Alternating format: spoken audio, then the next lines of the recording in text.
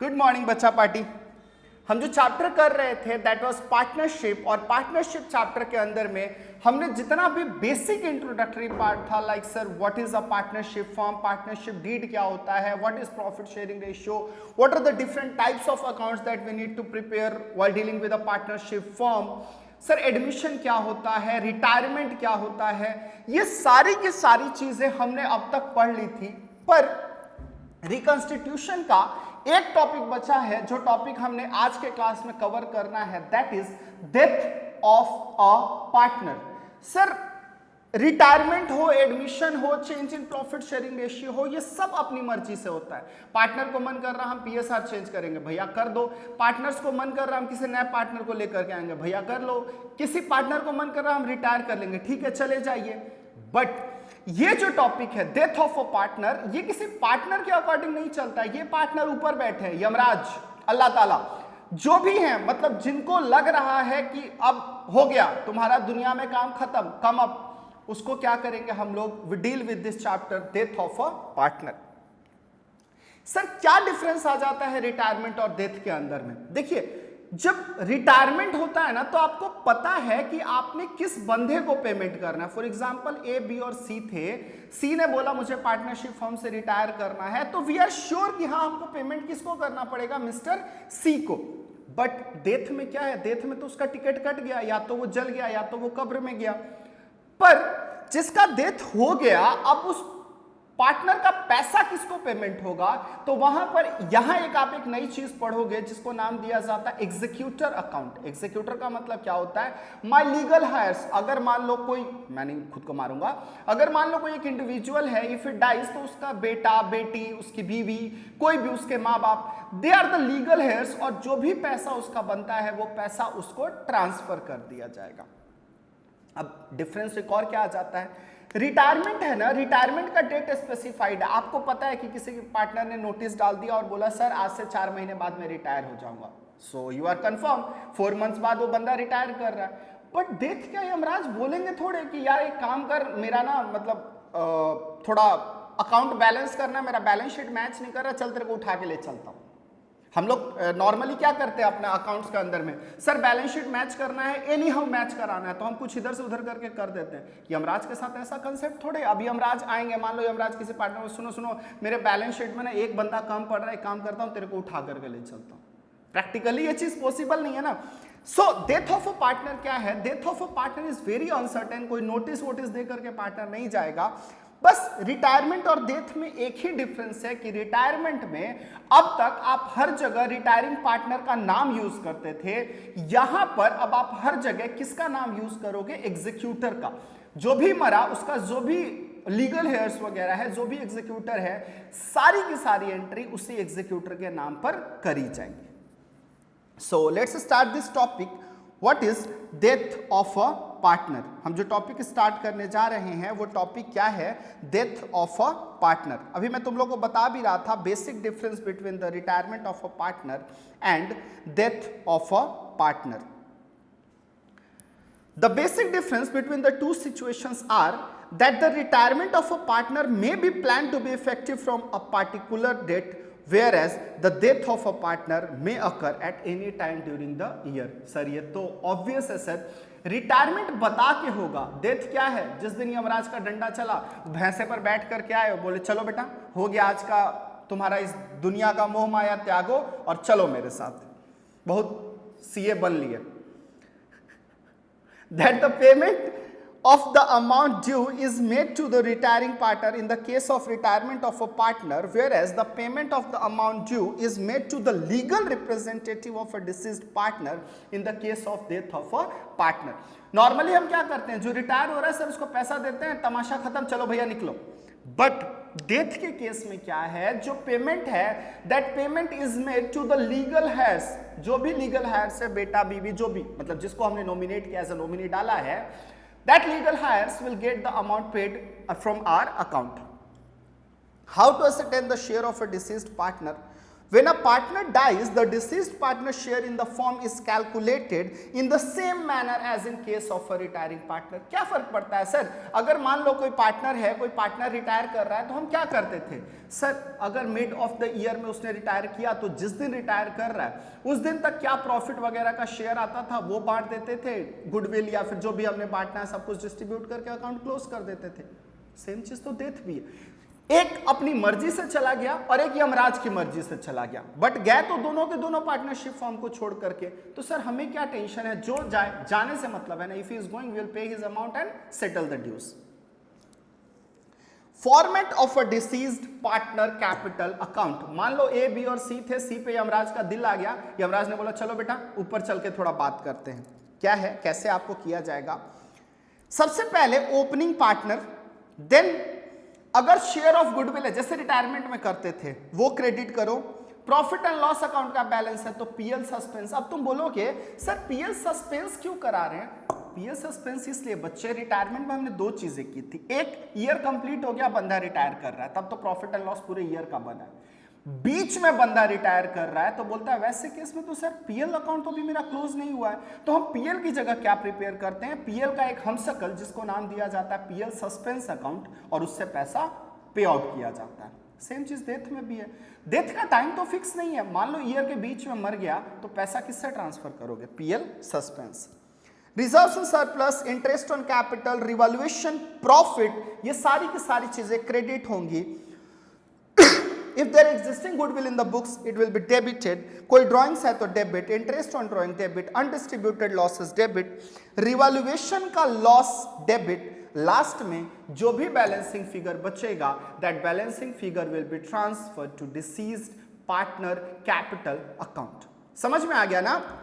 मतलब sir opening capital से हम शुरू करेंगे, जो भी उसकी फायदे की चीजें हैं वो क्रेडिट करेंगे, जो भी उसके पैसे को कम कर रही हैं हम उनको डेबिट करेंगे, और लास्ट में हम क्या दिखाएंगे?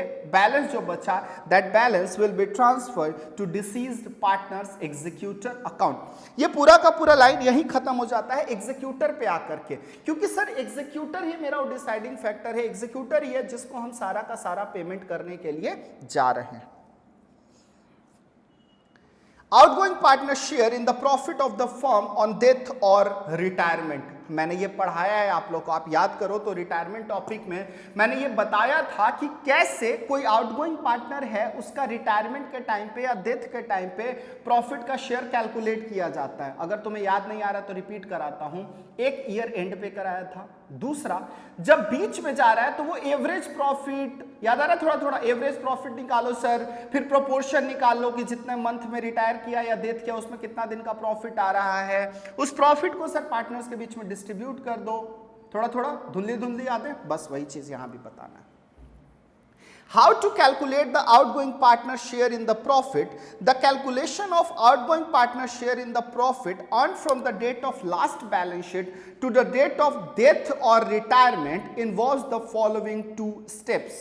Number 1, दो बेसिस है जिसके बेसिस पे आप करते हैं। पहला, calculate the profit of the firm from the date of last balance sheet to the date of retirement. Sir आप क्या कर लो ना कि last balance sheet, for example 31 मार्च 2020 को बैलेंस शीट बना था और बंदा कोरोना में 31 अगस्त को मर गया, तो बोलता है what you have to do, calculate the profit of the firm from the date of last balance sheet to the date of retirement और डेथ।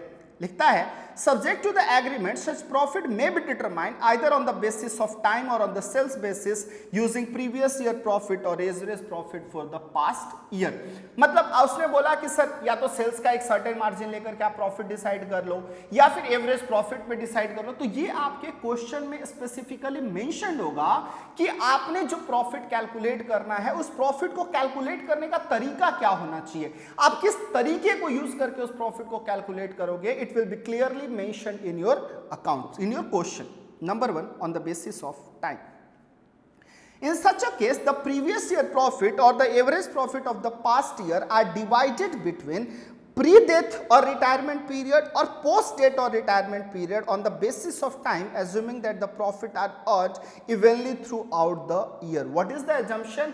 कि सर जो प्रॉफिट है ना, वो प्रॉफिट जैसे हमने पिछले साल अर्न किया था, बस सेम ट्रेंड का प्रॉफिट हम इस साल भी अर्न कर रहे हैं. मान लो बंदा मरा वो बंदा मरा 1 सितंबर को, मतलब सर 1 अप्रैल टू 31 अगस्त प्री पीरियड में चला जाएगा और 1 सितंबर टू 31 मार्च पोस्ट पीरियड में चला जाएगा. यही होगा कि नहीं होगा? बिल्कुल. आप इसमें कोई शक है तो बताना मेरे को. फर्स्ट वाला किस में चला जाएगा? प्री में. और बाद वाला किस में चला जाएगा? आपका पोस्ट में. Profit from the date of last balance sheet to the date of retirement और death is equal to number of days or months from the date of last balance sheet to the date of retirement or death divided by 365 और 12 days. कब? 12 months. कब आप months use करोगे? जब पूरा month complete करके मर रहा है.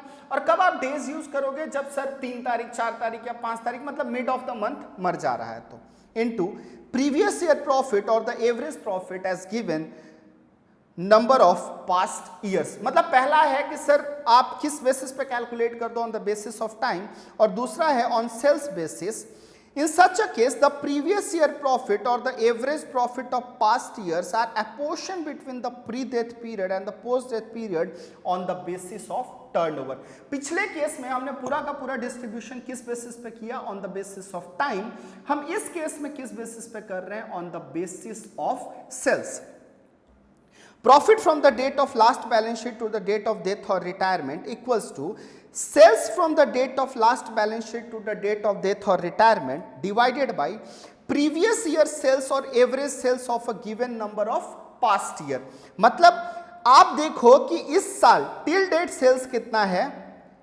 till date sales divided by previous year sales कितना निकल करके आया था into प्रीवियस ईयर प्रॉफिट. मतलब जो पिछले साल का प्रॉफिट हमने कमाया था, मान लो वो 5 करोड़ के सेल पे कमाया था 12 महीने में, तो इस साल सर अगर हमने 4 महीने में 3 करोड़ का सेल कर दिया है तो हमारा प्रॉफिट कितना होना चाहिए था?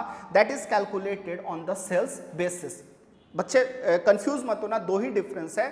पिछले डिफरेंस में पूरा का पूरा कांस्टेंट टाइम पे था और इस वाले मेथड में पूरा का पूरा कांस्टेंट किस चीज के ऊपर है? On the sales basis. Calculate the outgoing partner share in profit. जो भी आउटगोइंग पार्टनर है उस आउटगोइंग पार्टनर का शेयर कितना है प्रॉफिट में? You need to calculate that. कैसे? Outgoing partner share in profit equals to profit of the firm from the date of last balance sheet to the date of retirement. मतलब जो भी है वो profit of the firm from the date of last balance sheet to the date of death और retirement. मान लो last balance sheet date था 31 मार्च, तो 1 अप्रैल से लेकर और 31 अगस्त तक जो भी ऊपर के अकॉर्डिंग हमारा प्रॉफिट आया multiplied by proportion of the share of outgoing partner. मतलब इसमें कुछ नया मैं तुम लोगों को तोप नहीं बता रहा हूं. ये क्लियर है कि सर हमने निकाल लिया कि आज के डेट तक कितनी प्रॉफिट होनी चाहिए थी और जो उस मरने वाले पार्टनर का या आउटगोइंग पार्टनर का शेयर है हमने उसको डिस्ट्रीब्यूट कर दिया. Illustration. X, Y and Z are partners sharing profit and losses in the ratio of 3:2:1. X died on 31st March 2018. The partnership deed provided that the share of profit to the date of death to be estimated at the sum calculated on the average of the last 3 years completed profit. The book showed the calendar years as 13, 14, 15, 16, 17. Sir इतने सारे year दिए लेकिन हमारे लिए relevant कौन कौन सा है? 9000, 7600 और 8000, बिकॉज लास्ट 3 इयर्स प्रॉफिट ही देखना है. बोलता है टोटल आया 24,600, उसको डिवाइड कर दो एवरेज करके तो 8,200 आ गया. आपने करना क्या है कि पार्टनर मरा कब? तो कहता है कि जो पार्टनर है X died on 31st March 2018. Calculate his share of profit during the accounting year 2018. मतलब हम ये कोई देखने से लग रहा है कि ये कौन सा अकाउंटिंग ईयर फाइनेंशियल मतलब अकाउंटिंग ईयर फॉलो कर रहा है from 1st Jan to 31st December.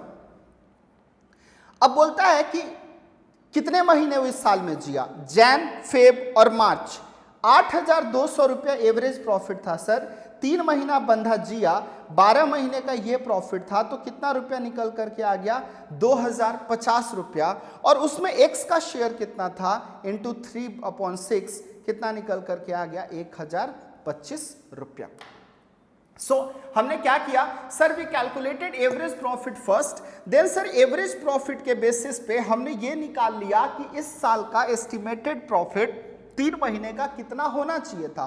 और जो भी 3 महीने का एस्टिमेटेड प्रॉफिट आया सर, उस 3 महीने के एस्टिमेटेड प्रॉफिट को हमने पार्टनर्स के बीच में क्या कर दिया? डिस्ट्रीब्यूट कर दिया। हमने जो भी पार्टनर्स थे उन पार्टनर्स के बीच में उस प्रॉफिट को डिस्ट्रीब्यूट कर दिया। Accounting treatment of outgoing partners share in the profit. The outgoing partner share in the profit may be adjusted in either of the following is: number 1, through PL suspense account. The outgoing partner share in the profit between the date of last balance sheet and the date of death or retirement should be credited to the outgoing partner's capital account through PL suspense account by passing the following entry. मतलब आप क्या entry पास करके उसको adjust कीजिएगा?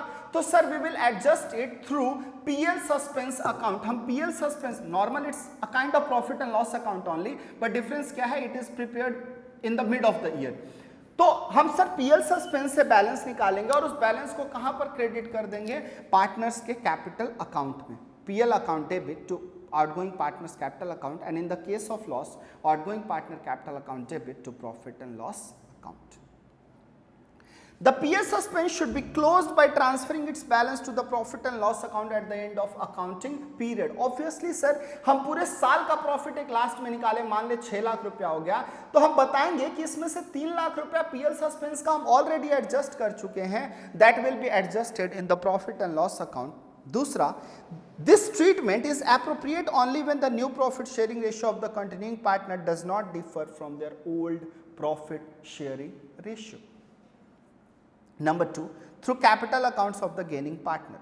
Instead of using the PL suspense, only the outgoing partner share in the profit and losses may be adjusted through the capital account of gaining partner in their gaining ratio. The following journal entry is passed. ये situation क्या है कि sir हम PL suspense ना लेकर के, मान लो profit sharing ratio में चेंज आ गया, तो चेंज आ गया तो कुछ लोगों ने गेन किया, कुछ लोगों ने लूज किया, तो बोलता है सर जो गेन कर रहा है ना, that gaining partner will sacrifice in the favour of losing partner. Gaining partner capital account debit to outgoing partner capital account, and in the case of loss, reverse the above entry. In the case the new profit sharing ratio of continuing partner differ from their old profit sharing ratio, outgoing partner share of profit must be adjusted through a capital of gaining partners only. दोनों situation ध्यान रखना।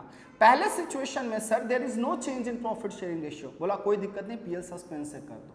Sir there is a change in profit sharing ratio, बोला भैया यहाँ नहीं चलेगा, यहाँ आप एडजस्टमेंट कैसे करोगे? बिकॉज कुछ लोग गेन कर रहे हैं, कुछ लोग लूज कर रहे हैं। जो रिटायर कर रहा है, डेथ कर रहा है, वो तो लूज कर रहा है। तो बोलता है जो गेन कर रहे हैं ना, they will sacrifice in the favour of losing partner. Illustration, A, B and C were partners sharing profit and losses in the ratio of 3:2:1. B died on 31st March 2018. The profit from 1st to 31st amounted to 4,500. A and C decided to share the future profit in the ratio of 3:2. मतलब पहले हिस्सा कितना मिलता था? 3/6, अब कितना मिल रहा है? 3/5. There is a change. Pass the necessary journal entry to record the B's share of profit on the death of a partner. Profit and loss suspense account debit to B's capital account, being B's share of profit on the death of death is adjusted. Sir पूरा पैसा आ रहा था 4,500, B का share था 2/6, हमने निकाल लिया तो ये 3 और ये आ गया 1,500, हमने ये एडजस्ट कर लिया। बस दूसरा लॉजिकली यहाँ प्रॉफिट शेयरिंग रेशियो बदल रहा है। प्रॉफिट शेयरिंग रेशियो कैसे बदल रहा है? पहले था सर 3/6 और 1/6, और अब नया आ गया सर 3/5 और 2/5। मतलब किसी ने गेन किया और किसी ने सेक्रीफाइस किया, या हो सकता सर दोनों ने ही गेन किया। तो बोलता है A's capital account debit, C's capital account debit to B's capital account. आप कैसे करोगे?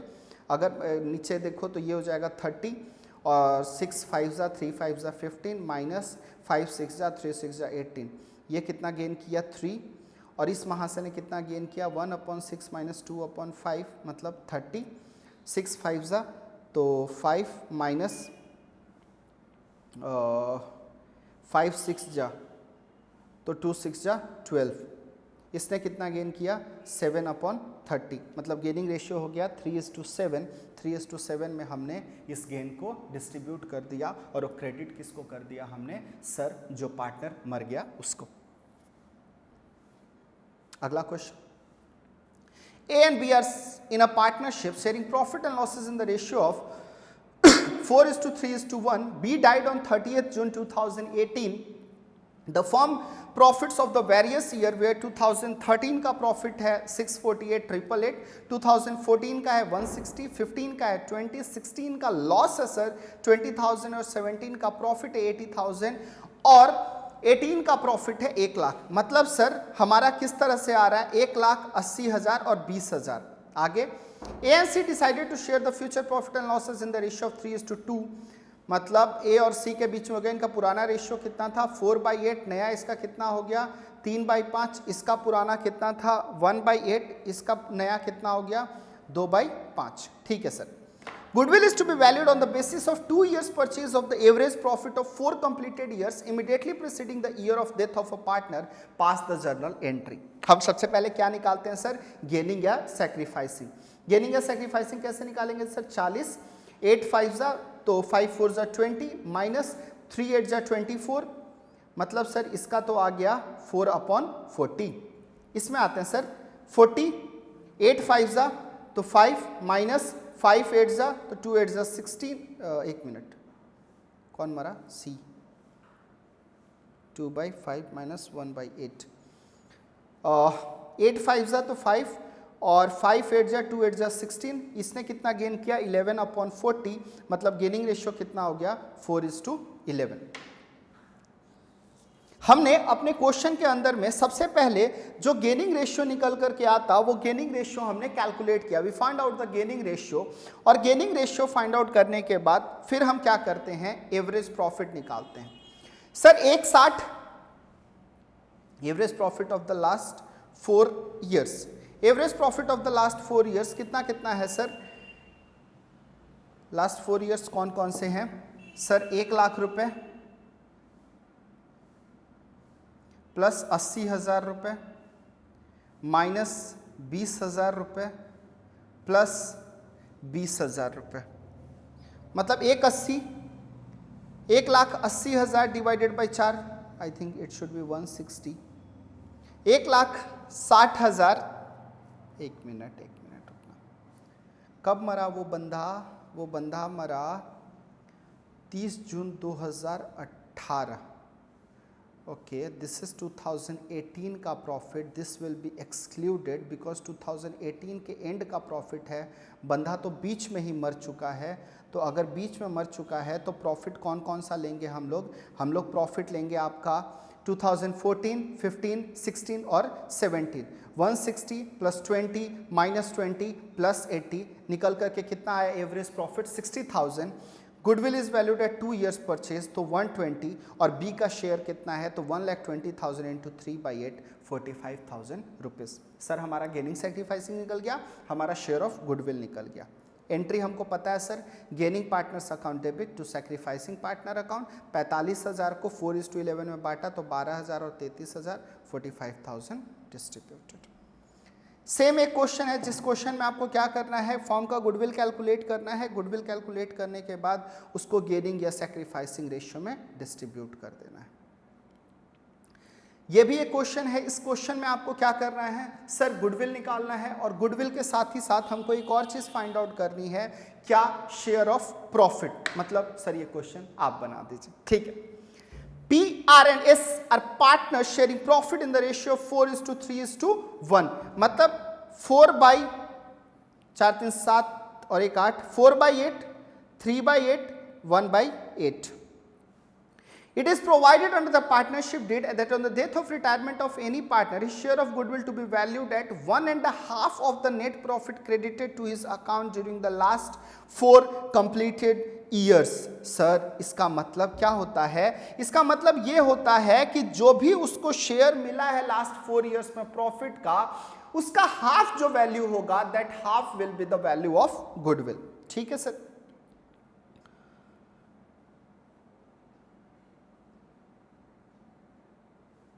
and the share of profit to the date of death is to be based on the average profit of the last 3 years completed plus 10%। मतलब sir last जो average profit मान लीजिए अगर आपका 50,000 रुपया आ रहा है तो उसमें आप क्या कर दोगे 10% और ऐड करोगे और इस साल का प्रॉफिट आप कितना मानोगे 55,000 रुपये। R died on 14th March 2018. The firm's profit for the last 4 years were as follows. Calculate goodwill और profit। सबसे पहले हम क्या कैलकुलेट करेंगे गुडविल। लास्ट 4 इयर्स का एवरेज प्रॉफिट निकालेंगे तो कितना आएगा। लास्ट 4 ईयर प्रॉफिट आया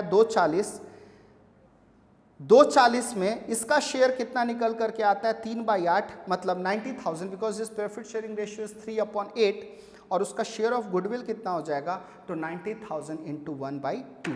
क्वेश्चन में बोला कि कैसे निकालना था तो सर लास्ट 4 साल में जो भी उसको प्रॉफिट बुक्स में क्रेडिट हुआ था ना उसका आपने क्या करना है 3/8 फाउंड ऑफ मतलब उसका शेयर निकाल देना, उसका जो हाफ होगा that half will be the value of goodwill. Next हमारा क्या है calculation of R share of profit. अब आर शेयर ऑफ प्रॉफिट में ट्विस्ट क्या है, बोला सर यहां एक तो एवरेज प्रॉफिट लेना है प्लस 10% का एस्केलेशन दिखाना है तो 60,000 minus 20 plus 80 divided by 3 plus 10%। 10% कौन सा एस्केलेशन क्लाउज तो 40,000 एवरेज आया प्लस 10% किए तो कितना आया 44,000। आर का शेयर कितना होगा 44,000 इंटू 73/365 इंटू उसका शेयर कितना है 3/8 3,300 रुपया। Gaining partner P's capital S capital account debit to R capital, PL suspense account debit to R capital account.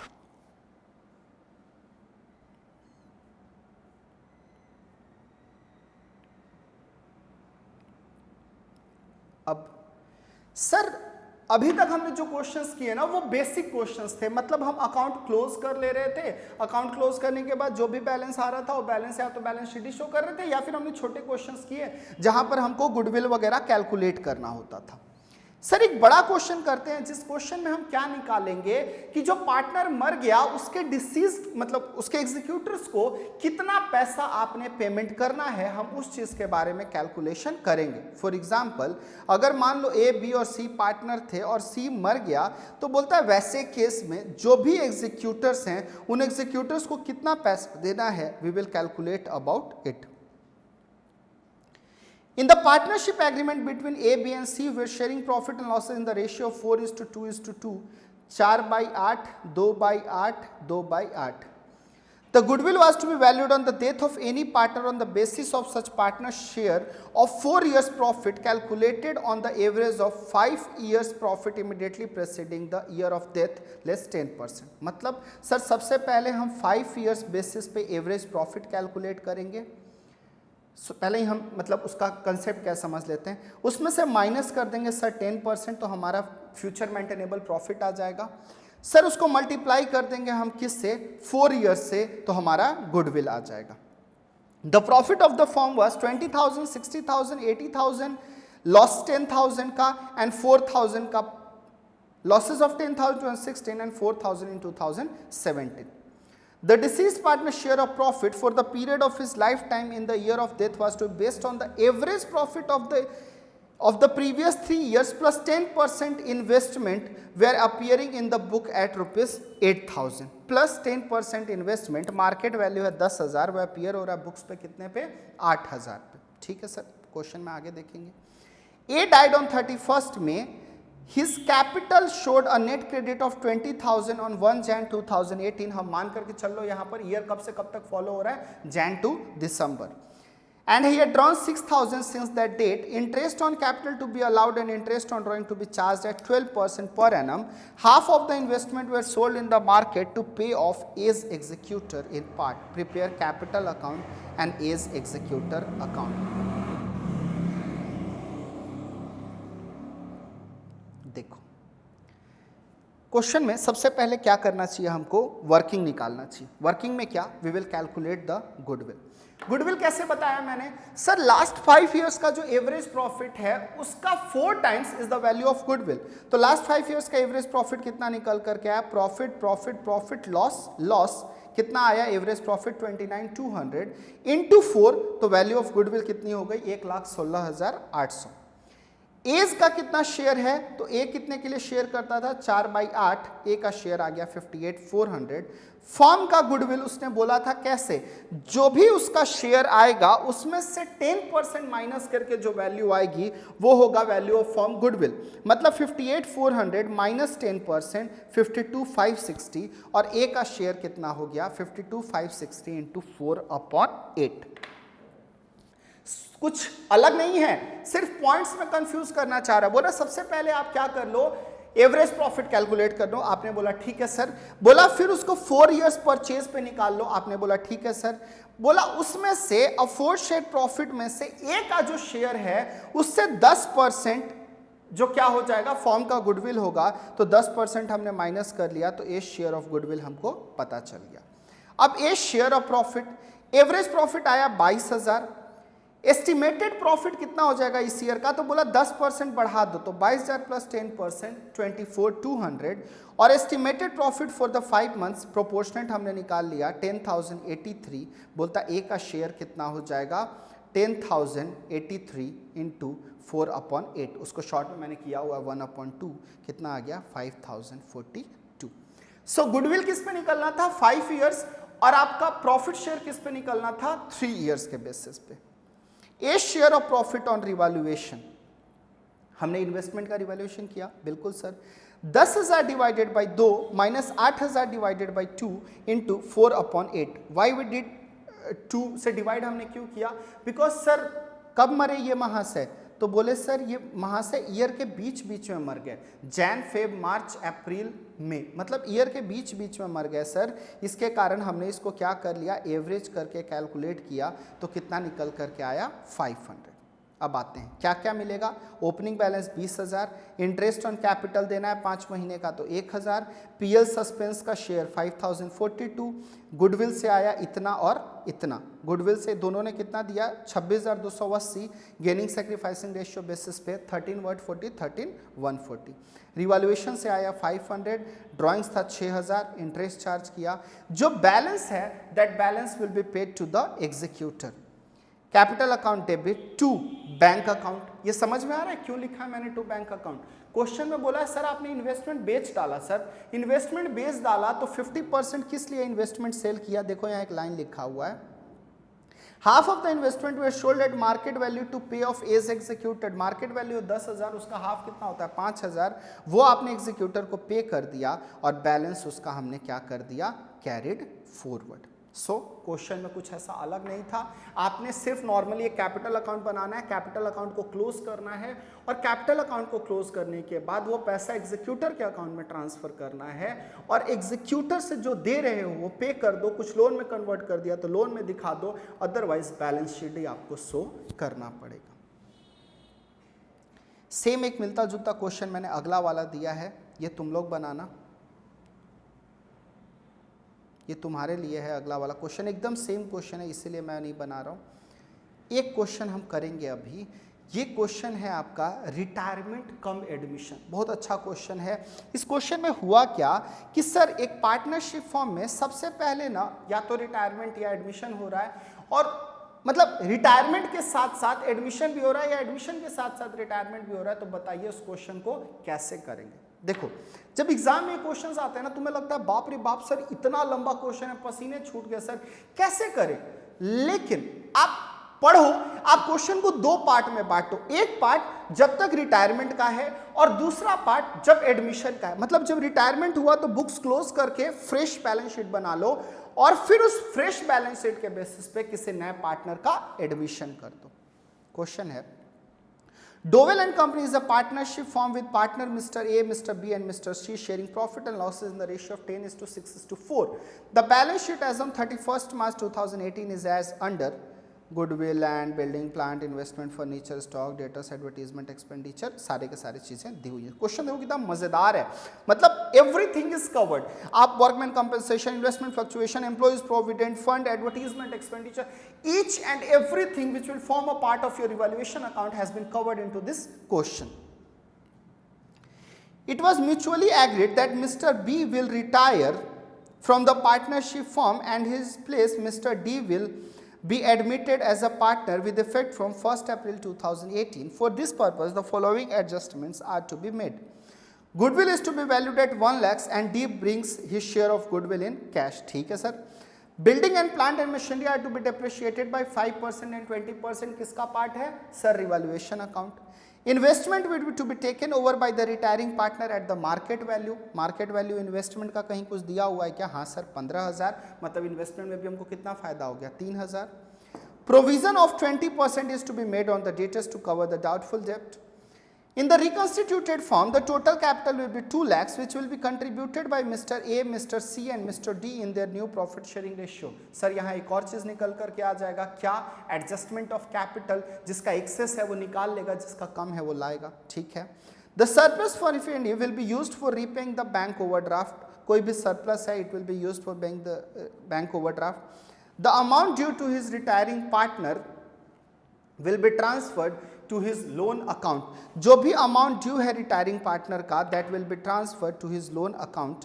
Prepare revaluation account, partners capital account, bank account, balance sheet of the reconstituted form as at 1 April 2018. आते हैं, शुरू करते हैं. Revaluation account की बात करते हैं. सबसे पहला इन्वेस्टमेंट में फायदा हुआ कितने का? 3,000 रुपए का. Building depreciate, plant and machinery depreciate, provision नया क्रिएट. मतलब सर यहाँ तो मारो नुकसान हो गया. नुकसान कितने का हो गया आपका? इसमें भी नुकसान, इसमें भी नुकसान और यहाँ पर भी नुकसान. और यहाँ इन्वेस्टमेंट कितने का दिखेगा? 3,000 रुपए का. मतलब सर 63,800 माइनस इन्वेस्टमेंट का फायदा, बैलेंस क्या कहलाएगा आपका? Loss on revaluation. इस लॉस ऑन रिवैल्यूएशन को कैपिटल अकाउंट में ट्रांसफर करो. सबसे पहले बैलेंस बीडी. कंटिजेंसी रिजर्व 2,500, 1,500 और 1,000. देखते हैं कंटिजेंसी रिजर्व कितने का है? 5,000 का. तो सर पूरा का पूरा बांट दो, कुछ तो मेंशन है नहीं उसके बारे में. इन्वेस्टमेंट फ्लक्चुएशन रिजर्व कितने का है सर? तो इन्वेस्टमेंट फ्लक्चुएशन रिजर्व है 5,000 का. सर हमारा तो इन्वेस्टमेंट में फ़ायदा हो रहा है, उसको भी बांट दो सर. वर्कमैन कंपेंसेशन रिजर्व कुछ नहीं मेंशन है तो बांट के ख़त्म करो. सी के कैपिटल में, मतलब जो सी का शेयर है जो पार्टनर रिटायर कर रहा है उसके लिए दोनों कंट्रीब्यूट करेंगे कितना? 10-10 हज़ार रुपये. प्रीमियम फॉर गुडविल कितना लेकर के आएगा? प्रीमियम फॉर गुडविल बी को कितना मिल जाएगा? आपको मिल जाएगा 20,000 रुपये. और बाई बैंक कितना निकल करके आ जाएगा? बाई बैंक निकल करके आ जाएगा आपको 10,400, जो बैलेंस आपने ब्राउट फॉरवर्ड करना है. गुडविल 10,000 रुपये राइट ऑफ किया. रिवैल्यूएशन का लॉस, ये जो सी से लेकर के हम किसको दे रहे हैं? ए और बी को. इन्वेस्टमेंट कितना? 15,000 रुपये पे, जो बी ले गया. एडवर्टीजमेंट एक्सपेंडिचर राइट ऑफ हो गया और बाकी पैसा हमने बी का किस में ट्रांसफर कर दिया? उसके लोन अकाउंट में. मतलब सर हमको बस एक एक एंट्रीज देखनी है. उस एंट्रीज को जो भी हमने कैलकुलेट किया है that will be transferred. Bank OD है 44,000 रुपये का. ए को दिया कितना? 10,400, जो ए ने अपना एक्सेस निकाल लिया. सी को दिया इतना. प्रीमियम फॉर गुडविल आया. डी का कैपिटल 40,000. बैलेंस सी डी कितना दिखेगा आपका? 1,04,560 रुपया. And this will be your adjusted balance sheet on the date of admission of the new partner. Same अगला क्वेश्चन भी ऐसे ही है. नेक्स्ट में एक प्रैक्टिकल क्वेश्चन है आपको. वो सारे के सारे मतलब प्रॉब्लम्स जो हैं वो उसी से मिलते जुलते हैं. आप लोग रिटायरमेंट या डेथ करके जो भी क्वेश्चंस दिए हैं उन क्वेश्चंस को सॉल्व करेंगे. And if you case any problem then आप मेरे को उसके बारे में बताओगे. So will meet in the next class with a new chapter. This is all about partnership. Thank you. Bye bye. Take care.